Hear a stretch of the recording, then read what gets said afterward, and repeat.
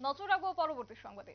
Vote যেহেতু দোরগোড়ায়, এবার প্রচারে তো ধুম থাকতেই হবে এবং তারই মধ্যে শাসক দলকে দেখা যাচ্ছে বাড়তে উত্তেজনা, কেননা প্রচারে ঝড় তুলতে হবে।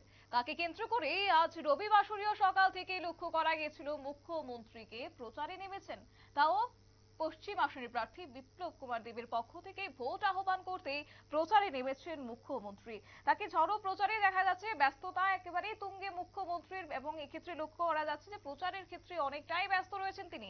এবং তারই মধ্যে খবর রয়েছে যে ৩২ মাতাবাড়ি মণ্ডলের উদ্যোগেই নির্বাচনী জনসভাও তিনি আজ সেরেছেন। তবে এখানে উপস্থিত ছিলেন, গর্জি বাজারে হয়েছে এই প্রোগ্রাম, তবে যদিও এখানে উপস্থিত ছিলেন মুখ্যমন্ত্রী মানিক সাহা সহ রাজ্য মন্ত্রিসভার সদস্য শুক্লাচরণ নোয়াদিয়া, বিধায়ক অভিষেক দেবরায়ও সেখানে উপস্থিত ছিলেন। পাশাপাশি বিজেপির নেতৃবৃন্দরাও, তাদেরকে আজ দেখা গেছে মুখ্যমন্ত্রীর এই জনসভাতে।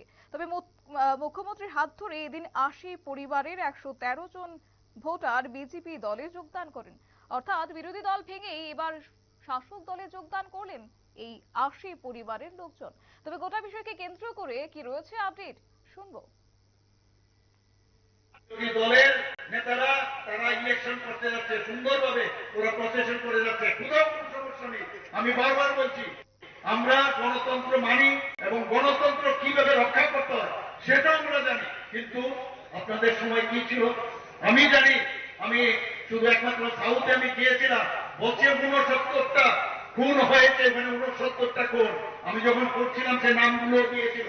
যেখানে যাই ত্রিপুরার যে কোনো জায়গায় বলে প্রথমে আপনি স্টেজে ওঠার আগে আপনি এখানে মাল্যদান করতে হবে। শহীদের পর শহীদ সারা ত্রিপুরাতে শহ লোকের খুন হয়েছে। আমাদের ভারতীয় জনতা পার্টি, আমাদের যিনি প্রথম খুন হয়েছে সেই চানমোহন ত্রিপুরার কথা আপনারা নিশ্চয়ই আপনাদের মনে হয়েছে আছে। একজনের পর একজন কত লোককে ওরা যেখানে যাবেন খালি খুন খুন খুন এবং সন্ত্রাস সন্ত্রাস। আর নির্বাচনের সময় দেখা গেল এখান থেকে যারা বিরোধী দলের লোক তার বাইরে চলে যেতে হয়েছে। বন্ধুগণ, অত্যন্ত দুঃখ লাগে।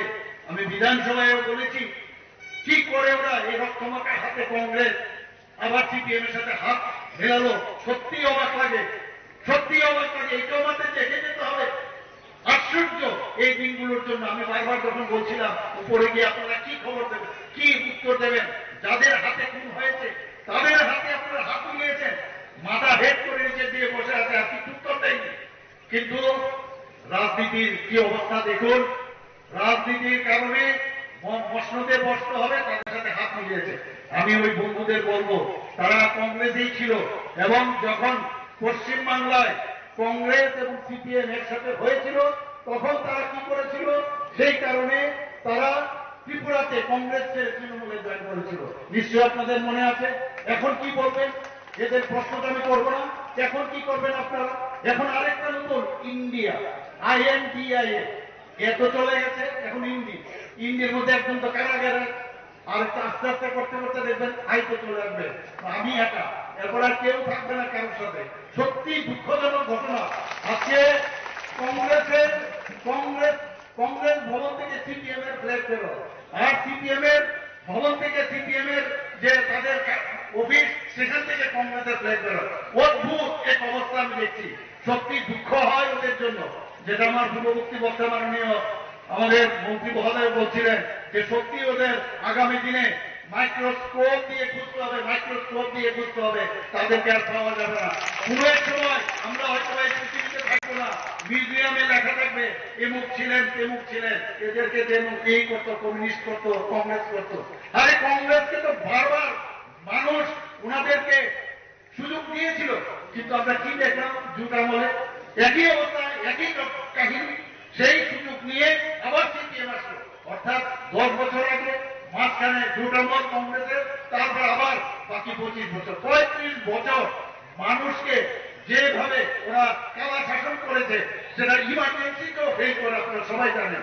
সময় এসছে বন্ধু, এমন এক ব্যক্তির দেশে এসছে যার নাম নরেন্দ্র মোদীজি, যার কারণে মানুষ বুঝতে পারছে যে উনার হাত যদি আমরা শক্তিশালী করতে পারি তাহলে দেশ শক্তিশালী হবে।